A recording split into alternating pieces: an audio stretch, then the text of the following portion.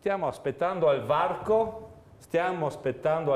chi si deve mollarla questa autonomia. Se non ce la mollano entro X, vedrai cosa succede. Non stiamo più fermi nessuno noi, E te lo dico qui in diretta, io non sto fermo. Come tanti dei miei colleghi. Stiamo aspettando in muto silenzio e vedrai anche cosa succederà se non presto succederà questo. Perché abbiamo anche aspettato troppo. Il messaggio è talmente chiaro da diventare invettiva, quasi un j'accuse nei confronti dell'esecutivo. Giuseppe Pan, presidente dei leghisti a Palazzo Ferrofini, usa il carico da 90 nel corso di Focus. La trasmissione del direttore di Media Nord-Est Luigi Baccialli: senza autonomia si strappa la prospettiva nei giorni in cui il governo è impegnato a trovare le risorse per la legge di bilancio 2024 con i famigerati LEP essenziali per l'attuazione della legge di riforma che andrebbero finanziati, ma sul punto non c'è alcuna certezza, anzi Radio Palazzo riferisce che non sarebbe una priorità. Apriti cielo. Non è il primo governo che mandiamo a casa noi. Sta attento, 2137 giorni.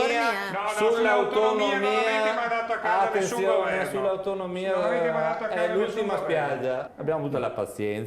Calderoli è stato minacciato di morte dai soliti mafiosi del sud. Noi andiamo avanti sul nostro progetto e lo sai perché anche tu ne hai fatto parte nel passato. Se non ce lo mollano desfiamo tutto. Gioco facile per l'opposizione che prende la palla al balzo. Basta che ti iscrivi, mi iscrivo al PD, se non fanno l'autonomia. Ancora no. Però il PD potrebbe dare un segnale anche loro. E noi l'abbiamo usato con il nostro segretario Martella, 7 punti ha detto sull'autonomia, l'avete snobbato con i nostri consiglieri regionali, mi sembra che abbiamo fatto molto.